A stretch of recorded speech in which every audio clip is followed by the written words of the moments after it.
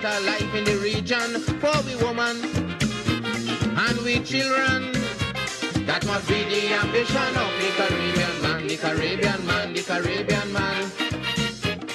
A perfect way to start our next conversation, the ambition of the Caribbean man. We're speaking next about the media launch of the Founder Crib Institute Caribbean. And joining us in studio is Rawle Annandsingh, Director of Founder Institute Caribbean. Good morning, Rawle, and welcome. Good morning, Natasha. Thank you so very much. It's a pleasure to be here this morning. It's a pleasure to have you with us on the show. I think one of the first things we have to say is congratulations. Thank you. Thank you. It has been a long journey.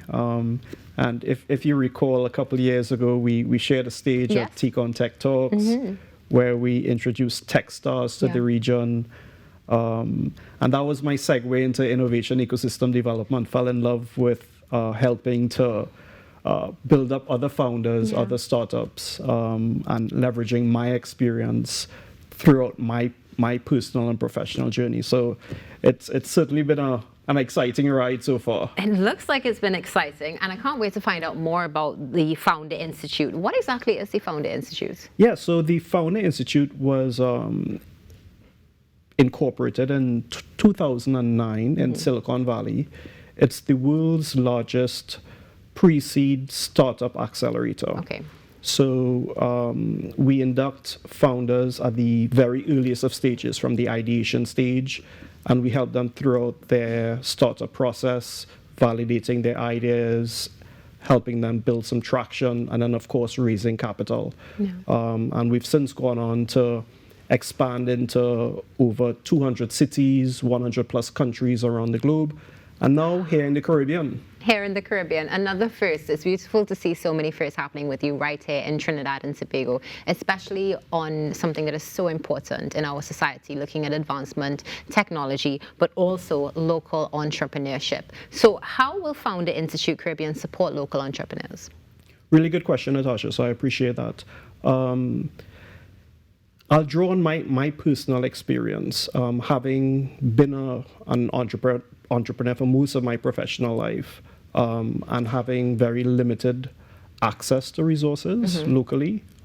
It's been a difficult journey.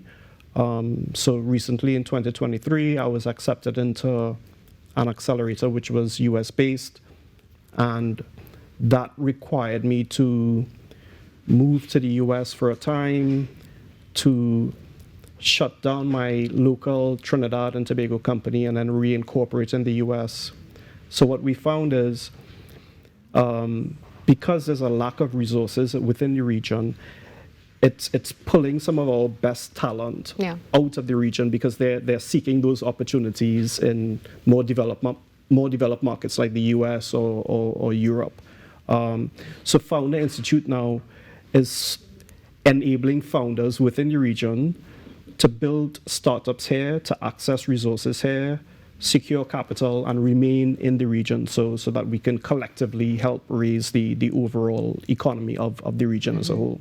Yeah, this is going to be something that really makes a difference. And we see now why it's different from other programs that are available in Trinidad and Tobago, definitely assisting in making the mark, but also bringing some accessibility and sustainability as well. What about connecting with global markets through this initiative? Walk us through that. That's built into the core DNA of the program. So post-pandemic, we transition to a virtual environment. So our platform, it's proprietary. So we connect founders with mentors across the globe. Our investor network numbers in excess of 3,000 investors over throughout the globe. So founders have now virtual access to other founders, to mentors, to investors. They're able to build startups where they are without having to relocate, and most importantly, secure funding once they've launched. I think one of the things you mentioned there as well is you would have just shared your experience having to relocate at one point in time. Being able to stay at home and have that funding is something that will give people a sense of peace, but also a sense of drive, because it can be quite deterring sometimes when you're ready to push up, especially with a startup, and you really don't know where to turn, which again is what makes it so unique. Now let's speak about the types of business or innovators that are going to be able to take part in this, or who do you think will benefit the most from this program? Well, in general, Founder Institute is industry agnostic. Okay. That said, there are some trending verticals that we're seeing within the region right now with regards to fintech, tourism tech, agri-tech, climate tech. So those industries will continue to trend upwards over the next few years. So we're really excited to support founders building in those areas.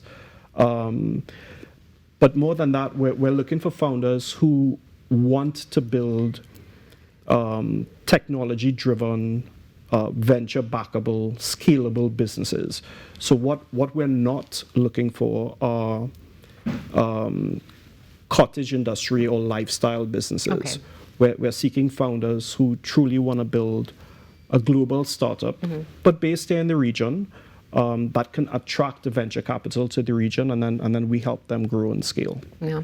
And it's good that you made that clarification as well, because we do need to know where we stand and how we're going to be able to move forward. Not meaning, though, that these businesses won't be able to attain that level. It's just everything else in due time. Now, for someone watching right now who does have a business idea, how can they get involved? Because let's be frank, I mean, we're here having this conversation, versed in what's going on, but some may be quite intimidated, even though you're seeing the opportunities and the stars. So how can they get more information? Yeah, so I think, coming out of the pandemic, I think we all grew accustomed to networking online, engaging with virtual conferences, webinars, and Founder Institute has a plethora of content that's available via its website, fi.co. So I encourage founders to put themselves out there, sign up for that free webinar, attend that virtual networking session, meet other founders, meet like-minded people who are building in their verticals, have warm conversations with investors via these virtual conferences, and start building the relationships. So the time for a founder to raise money isn't when they need it. Right. They need to always be in a fundraising mindset from day one, because it takes time to build those relationships over time, right?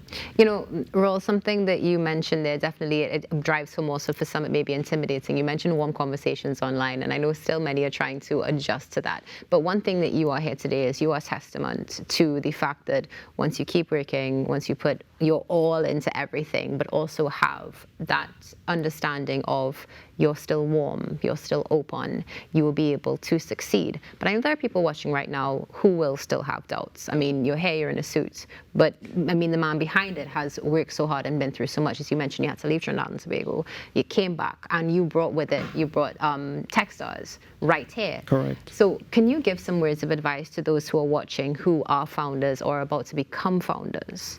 Yeah, so, I'd like to reflect on a couple keywords that I picked up on the interviews this morning from your earlier guests. Yeah. And two of them stood out for me. It was community and innovation.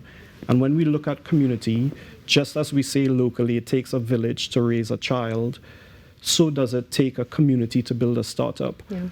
From my personal experience, I'm a Fatima College alumnus, and my day one community are my FOBA brothers, my Fatima College buddies, right? That's my day one community. So likewise for a founder, you have to seek out your tribe. Yeah. You have to seek out people who have your back, can advise you, counsel you, give you, guide you in that direction, help open doors, help open markets. And now that we're a globally connected community, it's really easy to do these things, I was just thinking, you just said that. So Founder Institute is the tribe.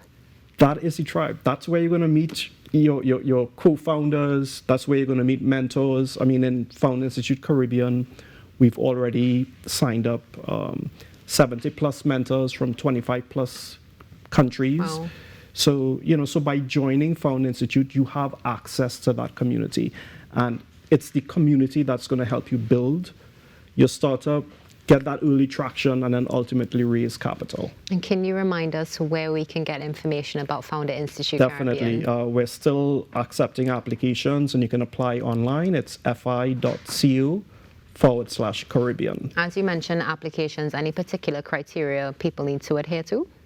No. So we're looking for founders who are resilient, who are passionate about what they about the problem that they're solving. So it could be a young entrepreneur, or it can be a seasoned professional who would like to transition to entrepreneurship, or even a mature company that's seeking now to innovate and to scale, access capital from foreign markets. So we're wide open. It's free to apply online, and we're accepting applications through October 11th. Up to October 11th. Well, thank you so much for joining us this morning. It's been a pleasure to have you. Likewise, Natasha. I think you'll be back on the show again soon, because Hopefully. I can see this is something that is going to rapidly expand and bring some great returns, not just for the individual in the business, but also for the region. I appreciate that, Natasha. Thank you so much. Rawle Annandsingh, Director, Founder, Institute Caribbean, here with us this morning, sharing some key points and a tribe that you definitely need to get involved in if you're ready to have your startup and also make a great impact on the world. Stay tuned. The Now Morning Show will be back right after this break. Them watch your success but not sacrifice. No. Never see the tears that you cry, or the times when you try.